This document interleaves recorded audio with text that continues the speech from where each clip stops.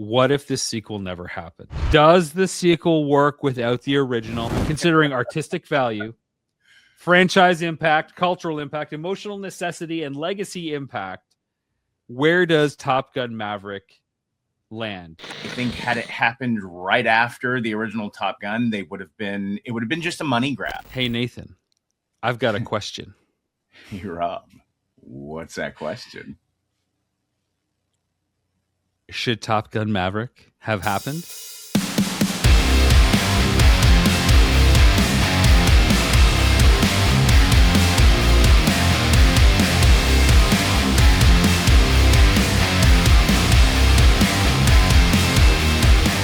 Welcome to Should This Have Happened? In this case, should Top Gun Maverick have happened?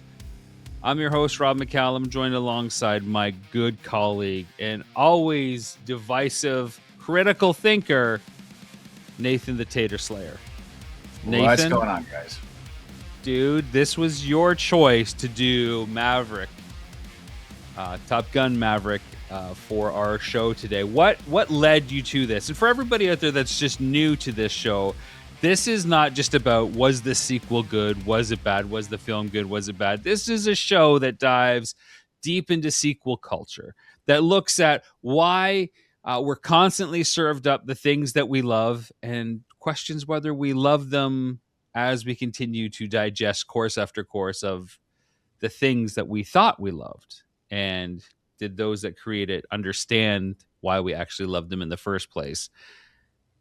Why Top Gun Maverick for such a critical, timely discussion? Why did you want to put this forward, my friend?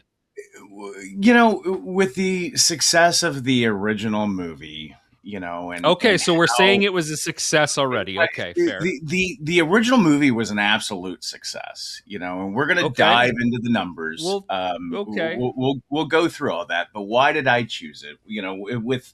With having grown up with this movie, my mom, my father, my family, they all loved it. I mean, it was just, it was action packed. It was really, that's interesting. Very 80s, and but this was a big staple when it came out. Like, this had a lot of energy in your parts. Yeah, I think it had a lot of energy. I think we all wanted to be Maverick. Tom Cruise was an up and rising star. Everything he was doing was kind of gold. And then it's funny you say that. We'll return to that too. Well, okay, some of it was no. Go on. But after Top Gun, that it went away. I mean, there was comic books, there was video games, there was a lot of things that came after it. But I think a lot of people really wanted to see the story continue in a movie. And really, we're talking, I think, 36 years later, Top Gun Maverick finally comes out, and it's good math, by the way. I just checked your numbers. You're right. Was it the movie that we wanted? Was it the movie, that we were anticipating? And I thought that it would be a great start to this episode. I love that you have such a foundational difference with Top Gun than I do. We have a slight, not huge, age difference between you and I. And I think that is maybe what's informing stuff on your side of the fence. Top Gun was not a big thing for me. I was like 5 years old when it came out, and stuff like Ghostbusters was way more exciting to me as a kid, partly because there was a cartoon series revolving around it and action figures and such like that. Top Gun didn't really come on my radar until the late 80s, probably even mid 90s before it became a discussion point. And I had a friend in particular, Kelly, who was a big Val Kilmer fan, as was I. And we loved Tombstone, for example. And that led us, of course, to discussions about Top Gun and Iceman and basically that film. But at that point in the 90s, it was already camp.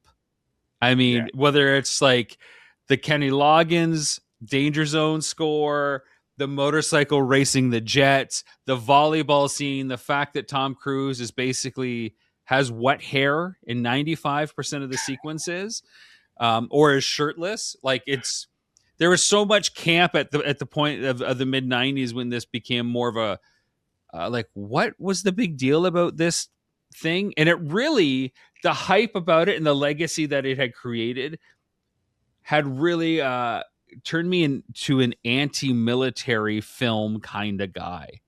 It was Right. so over the top. I couldn't get it. I didn't understand why it was so big, why it was so loved.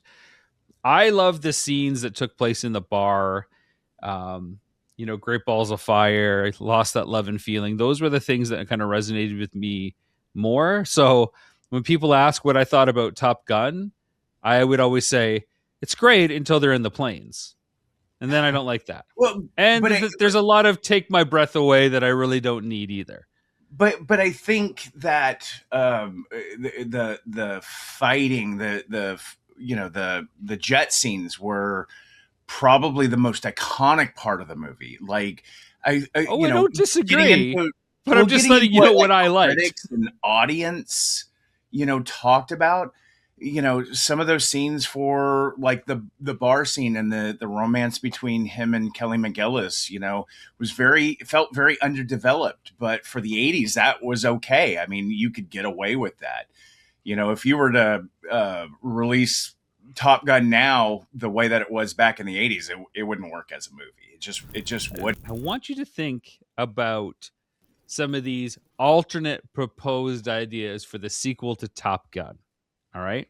The All first right. one, this was a pitch allegedly from Tony Scott, Top Gun's original director. It was all about unmanned drone warfare.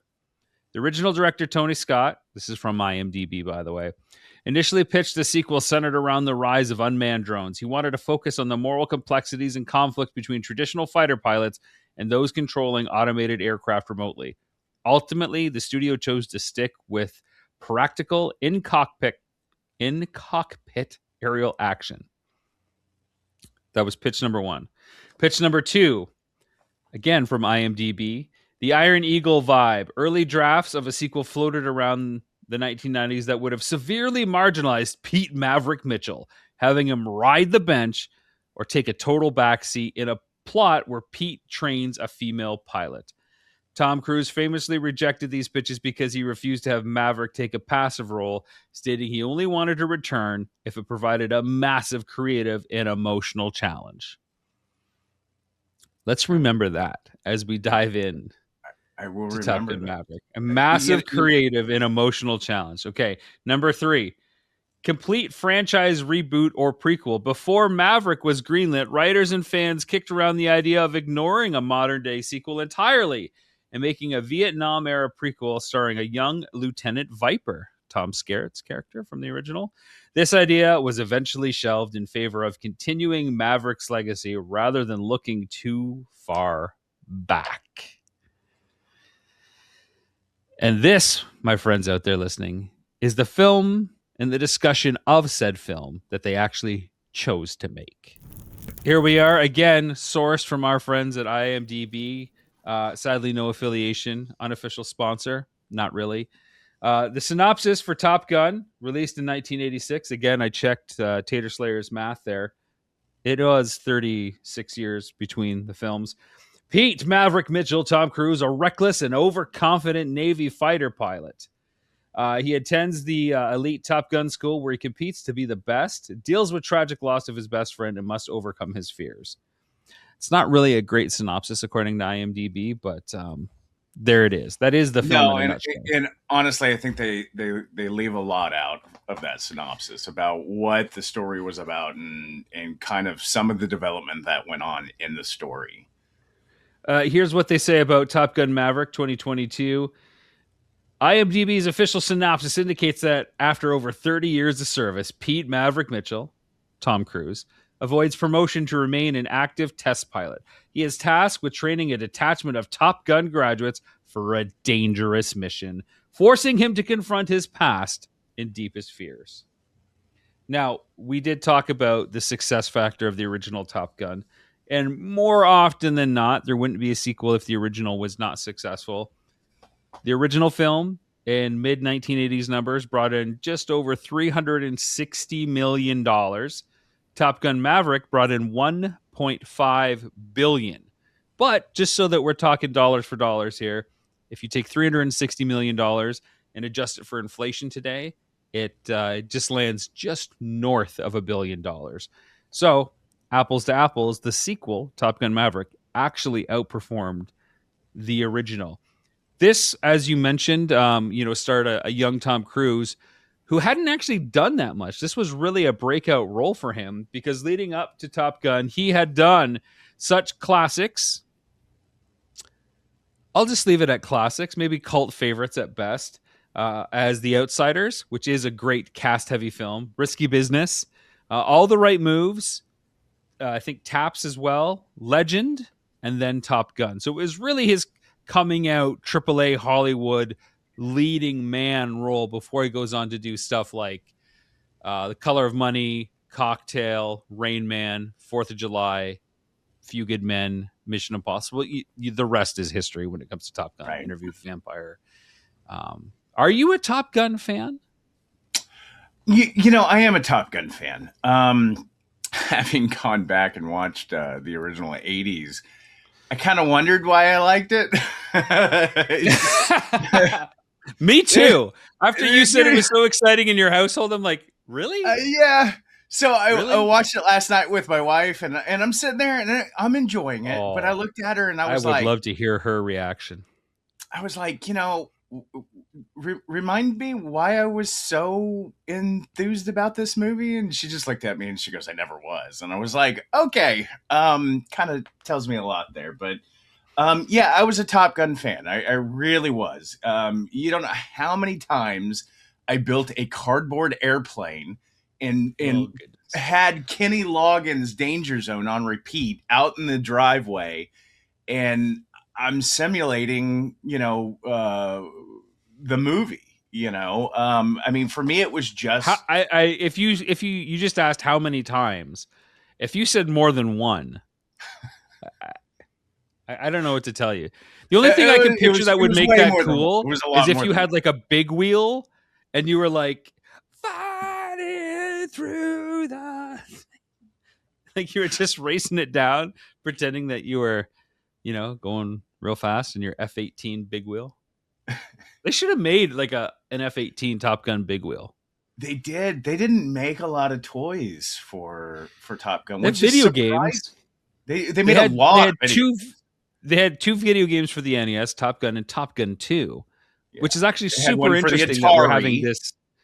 We're talking about sequels and the sequel to Top Gun. The fact that there was a Top Gun 2 video game for the longest time, I just assumed there was a Top Gun 2, but it was like so many of the 90s sequels, like a straight to video. It didn't star Tom Cruise. It didn't have Kelly McGillis. It didn't have, Tony Edwards, Anthony Edwards. It didn't have anyone. But honestly, there's probably between 10 and 15 Top Gun video games. There's that many. Can you imagine the license fee they must have paid? Yes, the Atari. There's multiple for MS-DOS. I can't. I do wonder how much that license helps sell those games, because there's always a plethora of like fighter dog simulators, aerial combat games. There always have been. I wonder how much the Top Gun name helps sales and what it cost all those companies to fork out. Yeah. Well, I had a question for you. And this is something that I never understood really until the sequel. There's a line in the sequel that addresses it. And then I had to look it up for our show. I never understood why he's in the Navy, but he's on fighter jets. I thought, why isn't he in the Air Force? Did that ever register with you as a kid? No, I don't think it ever did. Do you understand now why this is the case? Because I have the answer. To explain, explain it to me. So, all right. So Top Gun is a Navy program because it was specifically created in 1969, which we see in the blurbs at the beginning of the films, to train Navy and Marine Corps pilots in aerial dogfighting during the Vietnam War. Because Navy pilots launch from aircraft carriers, which require unique takeoff and landing skills, the Navy maintains its own elite, highly specialized aviation tactics and weapons school rather than relying on land-based Air Force training. Both branches actually have their own elite weapons schools. The Navy operates the Top Gun program. officially the Navy Strike Fighter Tactics Instructor Program, located at Naval Air Station Fallon, Nevada. Interesting. It focuses on carrier-based fighter tactics. The Air Force operates the USAF Weapons School, often compared to Top Gun, located at Nellis Air Force Base, Nevada. It typically features a longer 6-month curriculum compared to the Navy's 13-week course. I know, and I know what line in the movie that you're talking about too. Yeah, they're on the So this sailboats. is He's they're on like, the "And you say you're in sailboat. the Navies? I She only goes, take off from boats." Yeah, she goes, "You're a captain in the Navy," and he goes, "Well, I don't drive boats. I land on them." And Yeah. yeah, I know. I always Exactly. thought that was strange, though, and I don't know if anybody else out there ever questioned it, but it always bothered me as a kid. I'm like, but he's in a fighter jet. That's Yeah. the Air Force, because you're in the air. Apparently, I'm the only one. Let's break down the original. Why does the original work? Why did it resonate then and over time? And why did the ending work? What about the original made it iconic and stand the test of time? And did or did not the ending work? Tell me your thoughts, Tater. You know, I think there needed to be a break between the original and the sequel. Had they just come out with a sequel, I think it would have been overproduced. It would have been, cheesy one-liners, a lot of the same premise of the original. There wouldn't be any development and story. It was just going to be a copy of the original. Now, granted, I think you could probably say that about Maverick, but having that gap, that 36-year gap, I think they were able to develop the story a little bit, Okay, I agree. They developed the story a little bit. A little bit. They developed it a little bit. So, we'll talk about the sequel soon, but the original, if you could come up with 3 facts that made that film work, what do you think those would be? Like A, B, and C. This, and this that made it work. It was. Yeah. The conflict between Iceman and Maverick. I think you had to have a villain. I think you had to have the hero. I think the action was probably the most important thing for that film to work, because the story was thin. It could have touched on a lot more about Maverick's past, his dad. It could have kind of gone into a deeper dive, a more emotional story. And then I think the ending, Maverick didn't come out first. Obviously that was too predictable. All right, wait, spoiler alerts. Maverick doesn't win the Top Gun trophy. I think spoiler alert. I think 40 years later, I think it's okay to have a spoiler. Just in case, who knows who's listening and watching this, if they might go back and now they're like, oh, if they didn't give that one fact away. Right. But honestly, I think that was. But it's funny that you mentioned that, right? Because again, we'll get into it in the sequel, because they lean on that in the sequel. Yeah. They do. They lean on it pretty heavy in the sequel, but they shouldn't. They should. But they also leave it open for interpretation, because they never really tell you who wins. All of a sudden the villain, Val Kilmer's character, comes up to Maverick, and he's like, you can be my wingman any day. And of course, it's the cheesy one-liners that worked in the 80s. And it was like, no, you can be mine. Val Kilmer won. Tom Kazansky, not Ted Kaczynski, Tom Kazansky, Iceman, not the Unabomber. He won the Top Gun trophy. He won that. It's just they go into a real-world mission after. Yeah, he holds the plaque. He holds the plaque. Yes, it's a graduation. Remember, Maverick goes to Tom Skerritt's house. He's like, you got a choice. You've got enough points to graduate, so you can show up and do that, or you can quit. It's yours. Maverick shows up to this ceremony late. He's dressed in his whites, and there's Iceman holding the uniform and Sliders with him, and they're celebrating. And Maverick walks up to him and says, "Congrats." Well, you know what? You only had two jobs. Watch the I first film and watch the second film. I did, and I as soon as they hugged, I turned it off. That was at the end. This is before the real world mission. It's in its fact, it's at the graduation ceremony that they get their real world mission that comes in. It's like some of you have to deploy right away. They're like Iceman, Slider, Jester, blah blah Oh, blah, you know, you're right. You're right about that. Wolfman, and Yeah, then he's you're like right about Maverick. He's like, huh? He almost didn't expect it to be called, and he looks at it, and then they book it. You're right about that. I forgot about that scene. Again, all you have to do is watch the movie, Nathan.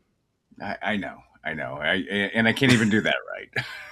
No, I didn't say you can't do it right. It's a yes or a no. You either watch the film or you didn't. I mean, it's okay. Anyways, the sequel. Or wait, did you think the ending worked with Val Kilmer and Tom Cruise hugging I and like I making I I, amends? I think that the ending worked, but it was also very predictable what was going to happen. Again, a very 80s style ending for a movie, and that was kind of very much It was missing the that freeze was the frame. only outcome that was going to happen. And did it work? Yeah, I think it worked for the 80s. Uh, Again, would be a very different outcome if that movie was released today. There'd be a I lot of wanted a people that would freeze be. frame, high five. Like I wanted to see them back on the vol. If this had an end credit scene, which is a staple today, they would have been back on the volleyball court. Just the two of them, like tiki torches in the sand, saying, "Okay, now we really see who's the better fighter pilot." And they're about to spike the ball, and it's like a freeze frame. No. With the overly greased up, shirtless scenes. Yes, Oh, there wasn't not enough canola oil. there Anyways. there was. I told my brother, I was like, "There's no way that sweat produces that much." I mean, it's just that was bad. Just you and I have never worked that hard. That's the No, we, problem. we we probably haven't. We sit here in air conditioning, and Yeah, well, I think we learned at a young age this is better for us. Let's move on. Let's break down the sequel. Now, the big question here. What did the continuation add and what changed as a result of the sequel? What did this new chapter add to the original film? Anything? Did it yeah, I think help? Did it hurt? the relationship between Rooster and Maverick was kind of the real thing that kind of drew me in. It was that emotional aspect between Rooster and Maverick was kind of that drawing factor um, for the sequel. Um, I think it brought an element that the first one didn't. It developed the story a little bit. It gave context to um, going forward. It also gave that nod to the original. It wasn't a brand new story. It was just a continuation, and I think that is what Top Gun needed. And I was so worried that if they were going to come out with a new one, it was going to be a completely brand new, movie. A Top Gun the complete next start. class kind of thing? Yeah, a brand new start over. You're going to have new characters that are unfortunately B rated actors instead of a top notch The class of knockoff Iceman, actors. the knockoff Maverick. Exactly, people that you've never heard of. And honestly, they once again, not only did the original have an amazing cast, I thought they did a really good job with the second movie with the actors that they brought in. I thought the continuation added enough gravity to the character of Maverick. It showed that he has not made any new friends. People that like him go out on a limb to like him, but in this story, he's got a conflict with Rooster, all the fighter pilot cadets, and of course, Rooster has his own conflict with Hangman and Maverick. So Tom Cruise has got Rooster. He's got the fighter cadets trying to prove to him that he is the real deal. He's got to prove himself to John Hamm's character. He's got to prove himself to Iceman in this, and he's dealing with the romantic interest in Jennifer Connelly Penny. Plus, he's already flunked out of the test pilot program where we see him opening up against the drone ranger Ed Harris. So like nobody is friends with him at all. This is really him up against the wall. So there are stakes, and you could see why they wanted to position this as if what is Maverick's point in his life where he's up against the wall, and it's either he completely washes out or he finds new life. Yeah, and What I are the think 10 things that would have to be working against him to put him in that situation? I think the fact that he never moved on with his life also added an element there, because he was still captain. He never really progressed in his career. We're talking, 36 years later, and he's still doing the same thing. And he never really dealt with the demons of, what happened with Goose. Yeah. It That's never basically allowed him to move on. that's the emotional underpinning of the whole thing, being in stasis, churning and not getting any progress. Just, lateral moves, shifting. You go here, you go here, you go here, but you never go up. You don't even go down. You just No, stay where you are. he has no relationship. He has no friends, like you were saying. He has no attachments. He's stuck in the rut of his own life, and He's even allergic to success, right? Because when we yeah, see in the opening sequence when he's testing that new fighter jet, which is all sorts of cool. I could go on and on about that opening sequence, and I do think it's salvaged from Tony Scott's original pitch about drone warfare. But it's like all he had to do was hit Mach 10 to be a success, and that would have saved things, and things could have got better.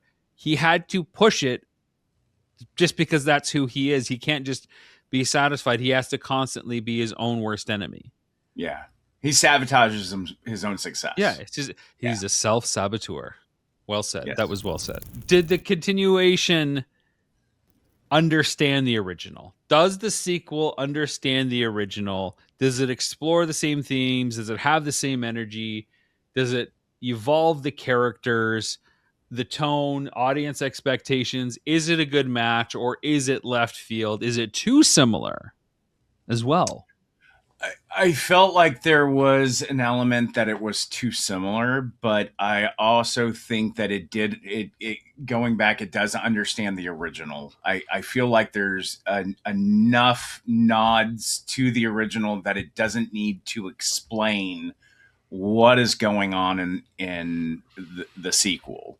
But unfortunately, like you just asked, it is very similar to what they did, and I felt like part of that was lazy writing. I, you know, but again, I feel like they developed certain parts of the story so well, and they missed the mark on other things, like the romance between Penny and him.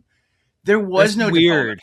weird. Yeah, it was It was very weird. very weird. Like there's this implied history between them, but it doesn't actually go in enough depth to understand it. Exactly, And exactly. similarly with the original, it's like, okay, Charlie, Kelly McGillis's character, gets the job in Washington, but she shows up, like that never gets resolved or discussed or anything. No, It's like, okay, but like we see Meg Ryan say, he's 100% in love with you. He's off the market.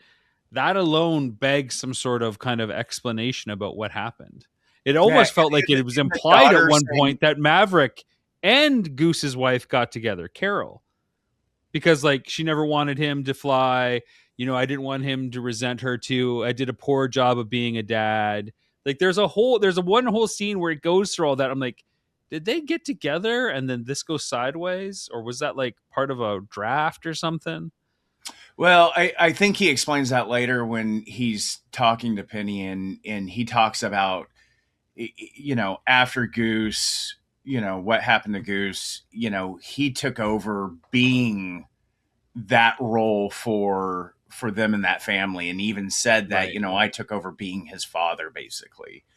And Right. so I don't think they necessarily got together, but I think that he felt an obligation to kind of fulfill the role that, since he feels responsible for Goose's death, maybe, that obligation to step into that role, you know. But that would, honestly, and we go back to fan theories and stuff like that. That would be a good twist if all of a sudden he was actually, Rooster's father.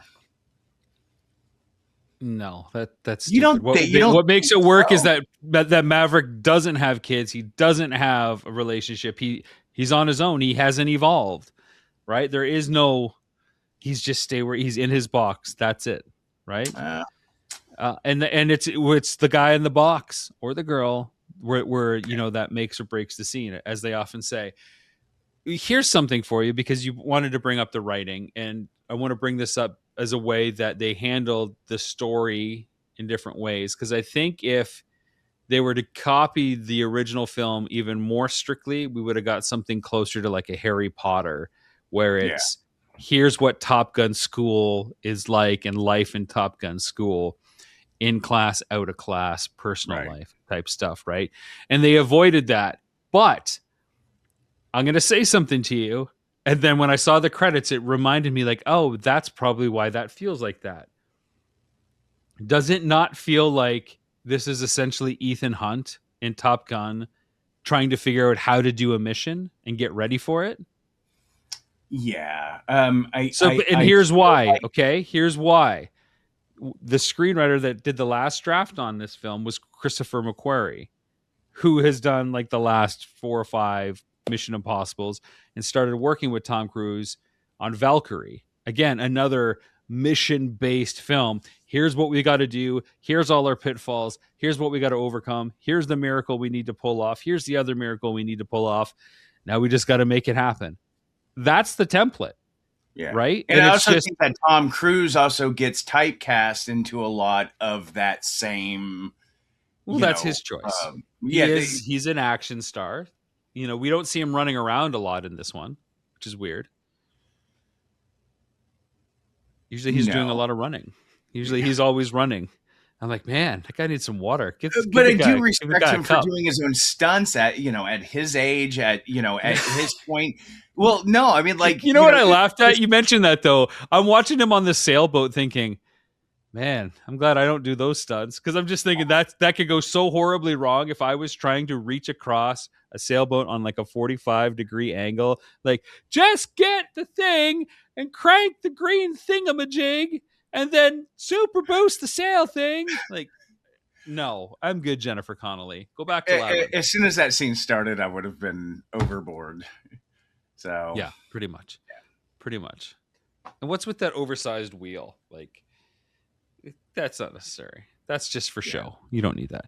well, it's So good I that they thought could do I thought it was smart that they took all the ingredients of the world they set up in Top Gun, made it like a greatest hits thing rather than, like you said, Top Gun, the new class or the next right, generation. They brought these people back, so it wasn't a competition so much as who is like the better student. They were competing to be team leader, right. of course. So there's a similar competition at play, and they're trying to judge that. But it's all about the real world mission from the get go and how impossible it is. And then they start doing the classic writer thing where there's new complications, there's a new time clock on things. Relationships break down. We're not as good. These the best of the best aren't actually that great.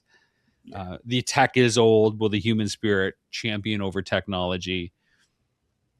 All And those things. I was very afraid that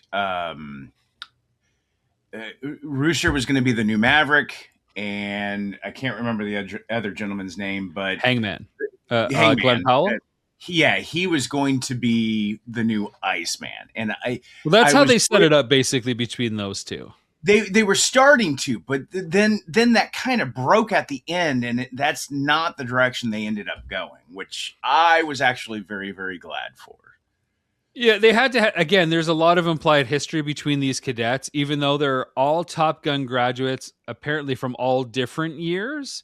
They're all aware of each other, probably because they're in service, and word gets out. But They made it seem like all those people were in the same Top Gun class, like the Yeah. same year.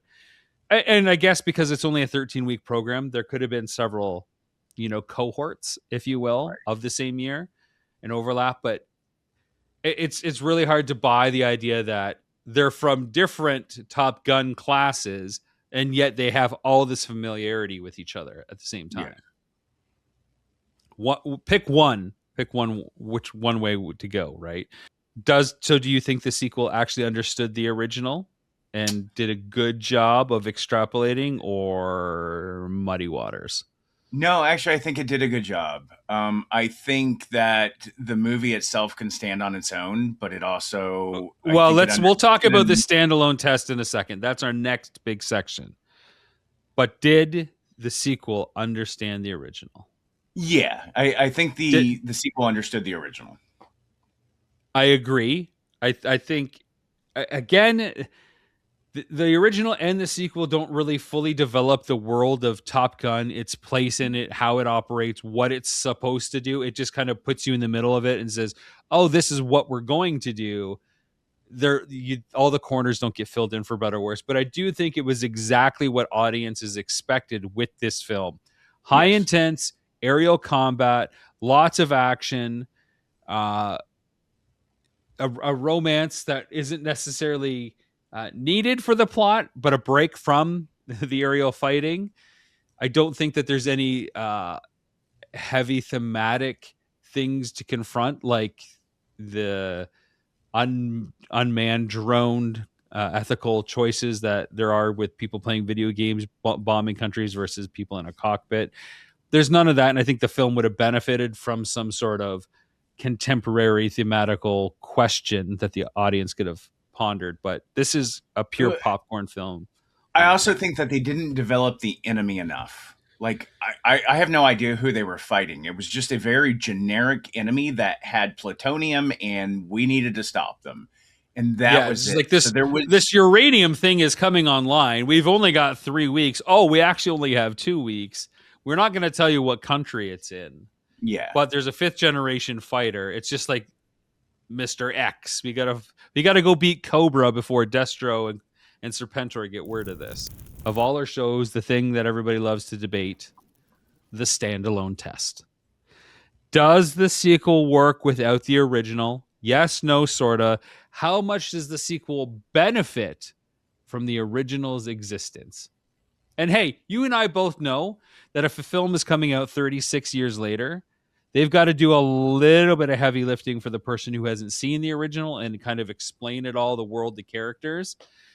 Does Top Gun Maverick stand on its own? I think Top Gun's Maverick stands on its own. And the reason why I feel that way is even though that it gave nods to the original, it was a completely different movie from the original. Um, it had its own you know, storyline. It did not need the original to complete this story. Now, did the original help? Yes, I think the original helped only for nostalgia reasons, but I do not think that the original was needed for this to be a standalone movie. I I, I kind of want to say I agree, but what I'm about to say is going to sound like a complete 180 of that. I think that the original actually hurts Top Gun Maverick.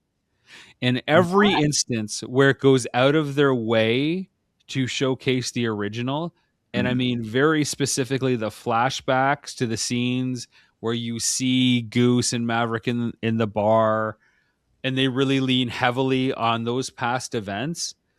I think they could have handled it in a much different way. That if they would have just pretended the original didn't exist, then there wouldn't have been this need of self-servicing fans from 40 years ago, because so much of Top Gun Maverick works on its own without acknowledging that. Right? It's when you lean into the fact that you've got to pay service or you've got to pick up on A, B, and C and kind of carry that it becomes a bigger thing to carry than necessary. Right. Because I buy all But, the but it, conflict. I buy that right away because of the test pilot spaceman stuff that he's doing with that jet. that he's a wild card, that he pushes it, he's a self-saboteur. That's great. I get that he graduated from this thing, that he was supposed to be a teacher and he's not a teacher. I buy But all if that. they but if they don't have those nods to the original and it hurts it, then wouldn't that go back to what I was saying before, as that you're going to have a bunch of B actors that you don't know who they are. They're going to have a completely I'm different. saying It'll be I'm almost a saying Tom reboot, Cruise could have made this movie and not be called Top Gun. And I think the right? movie would have been fine. Or I think you can erase Top Gun and show somebody this film that's never seen Top Gun, and they will be fine with it, except the parts that reference Top Gun. They'll be like, oh, they're going out of their way to really make a connection to something that they probably don't need to connect. Right. But I also feel like they did that with like Penny, where it was like almost the opposite of they're going out of their way to have this relationship, but you have no Again, idea what's going on. So why not and I develop said that that? early on, right? They Yeah. could have put more effort into establishing that these people don't know each other, that maybe they've been in similar circles, they've heard of each other, whatever it is, but they just imply that there's a backstory, and that's not enough. I agree. Put more effort into that instead of effort into this happened 30 years ago. This happened 30 years ago. Like, Yeah. you don't need that. But I think the film works on its own. If I have to show somebody like my partner, if I'm going to show her the original or Top Gun Maverick, I'm showing her Maverick because it's a much better produced and executed film. The Right. stakes are better. The conflict is better. It's less cheesy. Um, and I think anybody that starts out watching Maverick and then goes back will find Maverick the superior film and not have that nostalgic charm that Yeah, and I your agree with household that. did. My partner, when I've made her watch both. She loves Maverick, hates Top Gun. I'll tell you this. I've watched Maverick 4 times now. I've watched Top Gun 3 times in 40 years. So, and one of them was for this. All right, our next important topic, my friend, the fan breaking point. At what point did the sequel lose or gain the audience? Like, what idea did the sequel put out there that the fans were like, "Oh no, that's ridiculous," or like, "Oh, you do get it, you get to the heart of it. Did it ever jump the shark? Did the jumping the shark, was that what was actually needed?" What do you think? Was there a breaking point, or was there like an embracing point? I guess. So I think there was a breaking point, and that was Uh the oh. romance between Penny and Maverick. Yeah. Again, if we're gonna compare it to the original, it's just as bad as Kelly McGillis. And It is, but I'll tell you where they capture me back is they the get rid of sailboat scene. Maverick. They get rid of Maverick. You know, everybody's wondering where Maverick is at. They're in their training room session. They're wondering how they're going to do this. Everybody thinks, this is impossible now. We need Maverick back. And all of a sudden you hear Maverick over the radio, and he has stolen a fighter jet, and he sets an unreasonable time for the course. And they're sitting here watching him on that screen as he's taking those turns at, unreal, Right. G He does force. he's showing them that it's possible. Yeah, in the over dramatic, going back and forth. I mean, that was very over dramatic. But honestly, like, I'm on the edge of my seat, wondering, is he going? Obviously we know he's going to make it, but I'm on the edge of my seat, wondering if he's going to do it. And you know, instead of 4 fighter jets going in there to complete this mission, he did the run all on his own, and he was able to pull it off. And honestly, that was kind of that excitement factor that brought me back into the movie, after kind of, you know, making fun of the whole relationship between Penny and Maverick, So Again, I'm going to point to the stuff that just really hammers home 36 years prior. Him pulling the jacket out of the locker, in Right. slow motion in the opening scene, him pulling off the dust cover of his Kawasaki Ninja, all of this stuff that doesn't hit you at all unless you've seen the original. Right. Like, just let it be a thing, and don't shoot it in 90 frames per second slow motion. Just let it be. And it does the work on its own, because people will be like, oh, the motorcycle. Oh, that's his jacket. He still hasn't changed. He's still driving the same thing And somehow. he's still going Uh, down the tarmac, watching the planes, yeah. rooting them on. It was the same scene. Exactly. And every time they did that, I felt, okay, this is slowly going from fan service to jumping the shark. Like, you can do Yeah. all of that stuff in a way that isn't so obviously just like wrenching out for, like, oh, I remember that. Oh, that's from the first movie. I love it so much. Like, I don't need that, right? Right. I don't need that. I love the scene that you're talking about. I think it's great. It's like, how does Maverick come back? How do they turn the tides? I think that's all fantastic. And then again, similarly, and I would say much like Star Wars Episode 7, The Force Awakens, which is, I'm sure, something we'll get to at a certain point, all of these parallel moments and scenes, the scene in the bar with Great Balls of Fire, like every time that you see the original film, the sequel, and you kind of line up the blueprint over top of it, and any of those scenes that mesh, or shots or sequences that mesh, they feel off because we've seen them before, and it doesn't have the same gravity of the original. You want us to love them in the same way because we remember it, but because we remember it, it therefore removes the intensity of the thing instead of giving us something new. Well, let me ask you on that scene, if Rooster hadn't been playing that song, do you think the anguish that he was feeling outside that window would have been as impactful, and would you have I understood think it? I think we don't need to see the flashbacks that we saw. I think that you could have had Rooster sitting there having a laugh with people, leaning on the piano. And if you have to show the flashback, you can show Goose at the piano, as seen with his son. But they don't both have to be playing Great The Balls of same Fire. song. It's a hat on a hat. You go Right. outside, it's sunny, you wear a hat. You don't put a hat on a hat. That you've done your job already. It's okay. He's there. He's got a great entrance. He's in the bar. He's, got moxie. He's got swagger. He looks just like him. That's enough. What's the one good idea that they introduced in Top Gun Maverick? What's the best idea in the sequel that worked? The one that justifies this film actually existing?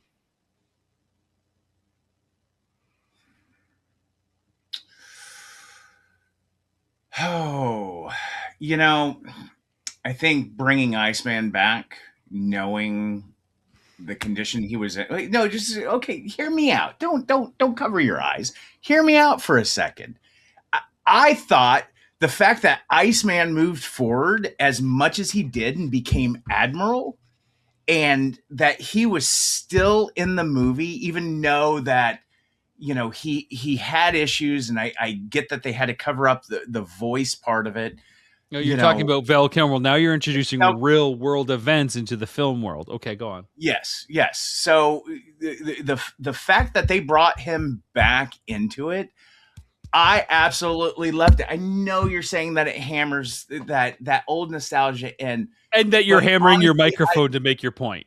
I yes, I am sorry, but honestly, I absolutely love that they brought him in, and I Again, know for you it probably was overkill, but I loved it. I love Val Kilmer. I love that he got one last scene on screen with Tom Cruise, and that's all great. But that's like outside of the movie. If we're talking just the movie, and does the movie work?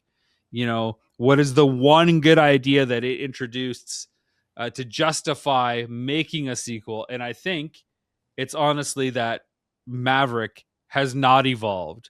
He hasn't even regressed. He's just been a mushroom that isn't growing in the darkness, right? He's just Right. doing nothing. He's wasting life. And that alone, in exploring that emotional center, is worth putting that character into all of these conflicting situations. I would agree with that. Yes, I think I that was would the agree best with that, part, but I would the also best say part. that they didn't hit on that enough.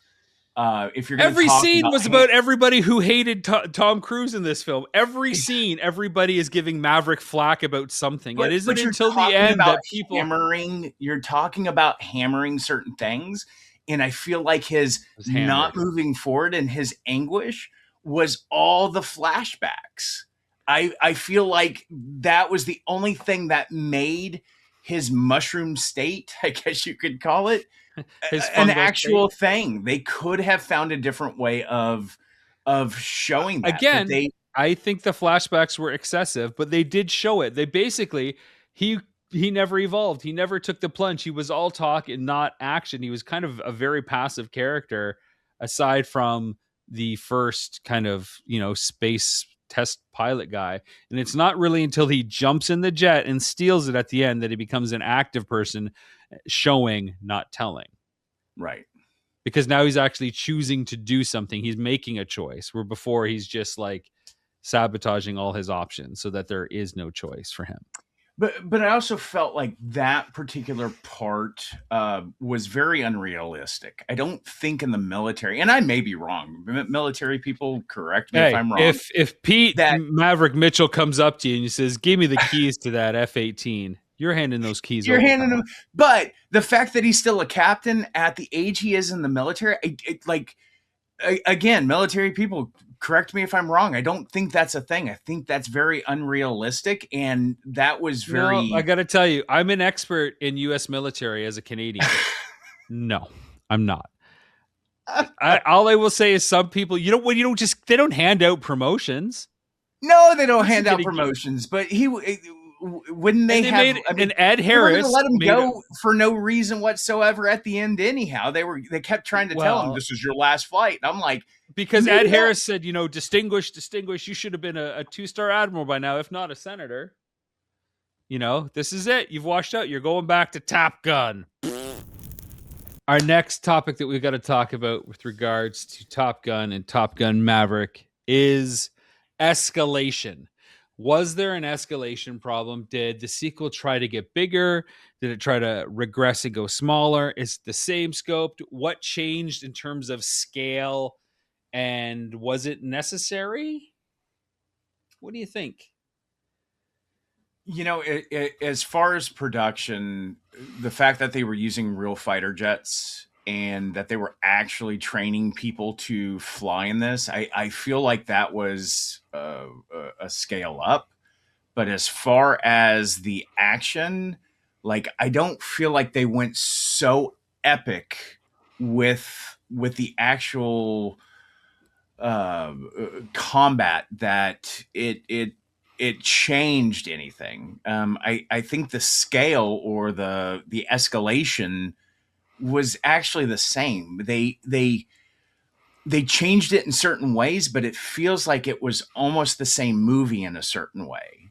And even though it was more cinematic, it was more, the technology's better. I don't feel that it was more epic in any way. If that makes sense? Yeah, I think the scale differences that we see between Top Gun and Top Gun Maverick is just a result of filmmaking techniques in 2022 versus 1986. Yes. Right? Audiences have come to expect a certain level of action and editing and style and polish and choreography that like, again, if you compare it to Mission Impossible films or James Bond films, you will find that the action sequences in Top Gun Maverick are on par with those other contemporary films of the action genre. So there was an evolution of scale in that regard, but I don't think it was, hey, this is so big, this is so over the top. It's not like, Avengers Endgame or anything like that, right? Right. It's not like the plot had a massive escalation where Maverick's test, you know, attempt at going Mach 10.2 caught the attention of aliens, and now it's like Top Gun Independence Day kind of mashup or something. Which I Right. thought, hey, I'm surprised that wasn't a pitch. Maverick is selected to oversee like some sort of space force, you know, like extraterrestrial combat, and like him Well, and Will all the Smith sequels go to got to take space. down. All the sequels go to space. That there's no better way to say it. But I thought everything basically stayed in line. Again, where we expected it, where it should have gone. I felt like they unnecessarily ballooned the romance angle up a little bit Mhm. more and didn't quite pay off certain things, like to have the daughter say, "Don't break her heart again," not really have that pay off. Again, I get that it's easy to cast the net wide, but you've got to bring some of this back home Right. for a satisfying resolution. So I think overall, everything that scaled just scaled with the sign of the time. Why now for a sequel, do you think? And if we're looking at the cultural context of Top Gun Maverick and Top Gun, why now for a sequel? Why 36 years later? Why not 40? Why not 50? Why not 20? Is it just Tom Cruise's crazy busy production schedule? I'm sure it had Well, something to do that with it, but probably has something to do with it, but I also think, the original Top Gun wasn't original. It wasn't an original screenplay. It was an adaptation from a magazine article from oh, I didn't 1983. know that. Oh, Yeah, interesting. so Okay. I mean, it Look at wasn't you with even the an big original, trivia. right? Well, I know Top Gun. So I mean, like from in Clearly. 1983, there was an actual article called Top Gun, and they decided to write the screenplay after it because it was such a uh, Okay. So was an actual adaptation of the article, or was the article just inspired the screenplay? it was an actual adaptation of the article. Um, I mean, I'm sure that there were some things that were inspired by it. It wasn't, Nathan, you I know, need to ask you an important question at this critical juncture. yes. I know we can only see one half of your room right now. Tell me, somewhere facing you right now, is that original article framed because you're such a Top Gun fan that you needed to have that 1983 Top Gun article? No, believe it or not, I Okay, have go on. no Top All right, go Gun on. action figures, articles, posters, nothing. I guarantee you Top, have a Top Gun Top video. Gun is not. Tom Cruise is not glistening in front of me right I now. want So to meet the world's biggest Top Gun fan and just say, why? What is it? And it's okay that if like Top Gun is like, oh my god, it's your end all be all, is your cultural lexicon, it is your touchstone of films. That's fine. You like what you like, but I just need to understand more.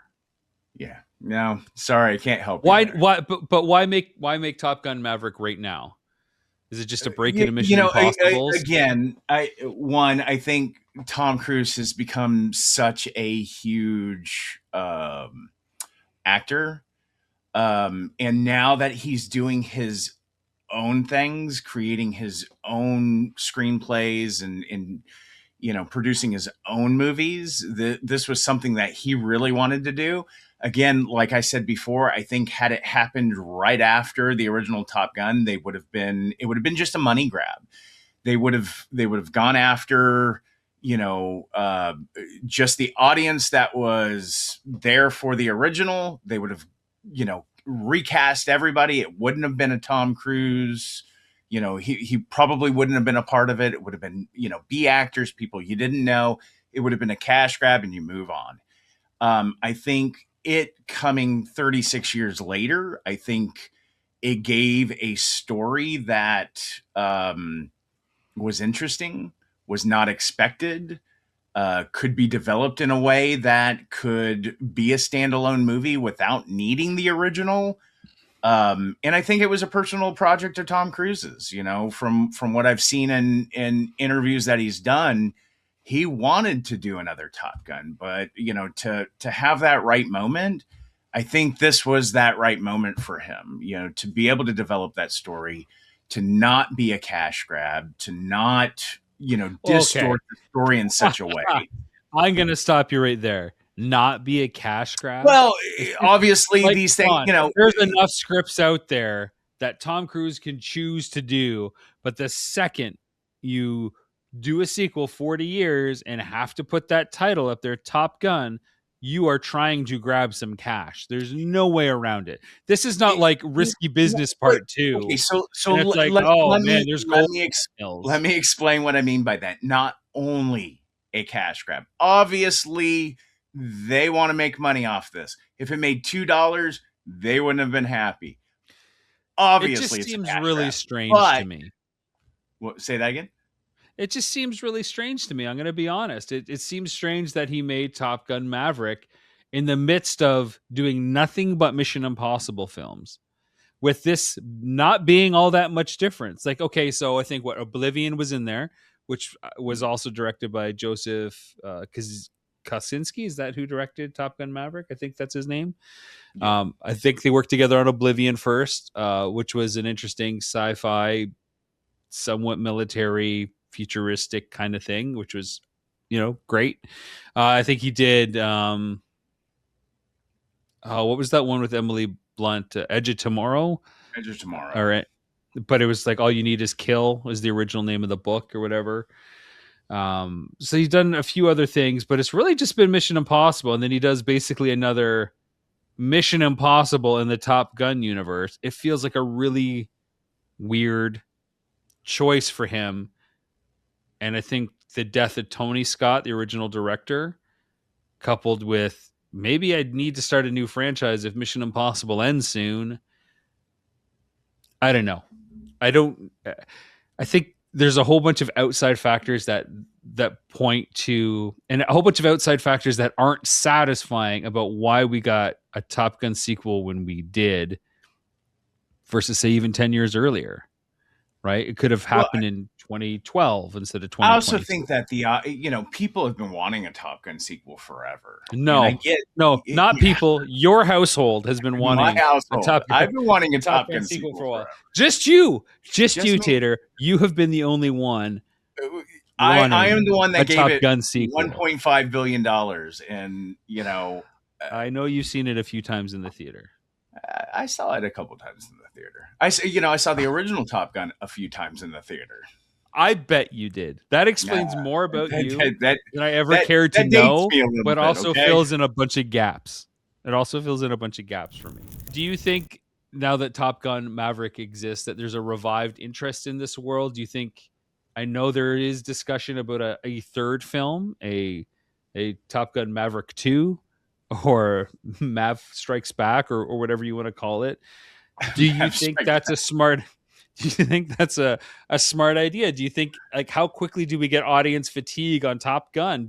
Should we wait another 36 years until it's Maverick No, that dies like Iceman? Or I think if they do another Top Gun now, it's going to be a cash grab. It's going to be strictly a cash grab. I don't think that the storyline is going to get any better after this one. You didn't see any video games. You didn't see any so comic you books. want it to end? You want it to No, end? I don't. Not that I want it to end, but Well, we know like I you don't don't want it think to that there's a end, but renewed. it should end. I don't. Yeah, I think it should end. I don't think there's a renewed interest in the public for another one. Maybe for some people, but there wasn't the outcry for, hey, we need the video games, we need a TV series, we need this, we need that. Where after the original one, they had comic books. The comic books made $9 million just in sales alone. Oh wow. Yeah. Again, Um, the Top Gun top fan knowledge that you have. well, I I mean, lo- okay, so with all the video games, let me see, 1, 2, 3, 4, 5, 6, 7, 8, 9, 10, 11. There was 12 video games after Top Gun okay. came out. 12. There's You no know, Maverick video games. there was no Maverick video games. The last video game was in 2010. It was on Steam. How is there a Top Gun game in 2010? Okay, anyways, I do think that they will try to pivot, and I do think there will probably be a TV series version of this stuff. The question is, how do you do those aerial dogfights on a budget? but that's the thing. They're not going. Even if they make the TV series, it's not going to live up to the movies. It's not going if to be you the if you've quality got the character production. stuff in there, it will, because I think the biggest thing that came out of Top Gun Maverick, yes, I think it works. Yes, it made 1.5 billion. Yes, that almost means a sequel will happen on some level. There was a bunch of breakout performances. Miles Teller, who has been doing a lot of great work from everything such as Whiplash. He was also in Fantastic Four, for better or worse, but he was in 21. I think he's a really great actor. He And did the Glenn Apple. Powell launched. He did that Apple movie. The with Anna Taylor Joy. What was that? I think that was fantastic. I can't remember the name of Oh it. yeah, yeah, the Gorge or whatever. The Gorge. Yeah, that was good. That was really But good. Glenn Powell's career has also taken off as a Skyrocketed. result. Yeah. So good for him. And now he's Fox McCloud, which again, playing off of everything with Top Gun, I think that's maybe the sequel that people would rather see. Chad Um, Powers. Have you seen that? no, Fantastic. I haven't seen. Oh, I hear you got to it's watch pretty great Chad though. Powers. The bigger question, Nathan, one of our last topics that we got to cover is, what if this sequel never happened? All right. Would the franchise be stronger? Did this entry get in the way of potentially better ideas? Or is this just enough and now we can leave it alone? I don't think it hurt it. I definitely don't think it hurt it. Had it not happened, I don't think. I don't think that we would care right now had it not happened. But because it was so successful, I think it should have happened. I mean, $1.5 billion Well, dollars okay, nothing to right, but scoff. you're looking in the rearview mirror. Because it was successful, it should have happened. It's like, okay, great. That's if you can tell if a film's going to be successful before you go into it. Regardless of how it did financially, should they have made this film? Yeah, I think they should have made this film. I think there was enough outcry for people wanting a sequel to it. Um, uh, yeah, I think the fandom is there, but at this point, I think it needs to It needs just to leave stop. it where it is. Because I think it needs to stop. you can't fathom another chapter doing as well as this, innovating, expanding, extrapolating. We'll get to that in a second. We're going to move on to our final verdict, okay? And I want you to think about this with our final verdict. I have our criteria right here. When considering artistic value, franchise impact, cultural impact, emotional necessity, and legacy impact, where does Top Gun Maverick land? Is it a necessary evolution, a worthwhile mistake, better than expected, corporate but competent, creatively empty? Does it betray the original, or never should happen? Where do you think this lands? What was the corporate one? Corporate but competent. I think it's corporate but competent. I'm going to go better than expected. Okay. This was better than expected. I was expecting more corporate shenanigans, uh, but the character work, the acting, as it came across, I think largely because of the casting in the film. I think the actors, if you would have taken a different group of actors, I don't think the film would have been as successful as it was. I think the plot kind of pivot from compared to the original was interesting, and I think it worked. But yeah, I don't know. I don't think there's a ton of artistic value. I don't think there's a huge franchise impact. I don't think there's a cultural impact. There's certainly not an emotional necessity for this. And when it comes to legacy impact, I think it just kind of brings the original back to people's attention, but Yeah. maybe it shouldn't. Yeah, and I think in the long run, say 20, 30 years from now, not a lot of people are going to be, hey, remember, Top Gun Maverick? I don't think it's going to have that impact that the original had, because I think, Top Gun was just for the 80s. It was great. It was nostalgic. People still remember it. It's like, oh, I remember seeing that movie. That was fantastic. I Quit do not punching think your that. microphone. It doesn't help make your point. I'm sorry. I'm sorry. I'm getting all animated and excited here. So I just don't think Top Gun Maverick is going to have that nostalgia factor that the original did, and I think it's going to be forgettable down the road.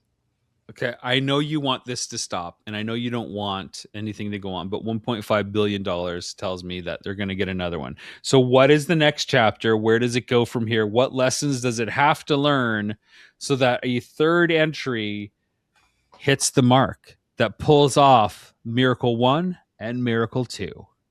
It can't be a reboot. It can't be a reboot. You can't get a whole brand new cast and restart from the beginning. So Tom Cruise has to be the main character. Tom Cruise does not have to be the main character. If the torch is going to be passed, it needs to be Miles Teller. It needs to be Rooster, and it needs to have a story going forward with him instead. But that is essentially a reboot. Huh? That's essentially a reboot, though. You just said no. I mean, it could be a continuation of where he went. You know, Maverick dies. You know, he's getting to that point where in the storyline that can happen. You know, and Miles takes over from there. I mean, it can be a completely different story. It doesn't have to be Top Gun. We go back to the classroom, but Top Gun, back to the classroom. I love it. Top Gun, Saved by the Bell. Pretty much. The classroom years. I think it's got to be Maverick. I don't know how you're going to put him in a more emotionally distraught situation than we've already seen him in. I don't know how you're going to come up with a mission or a premise for a plot of what he is supposed to overcome and with whom.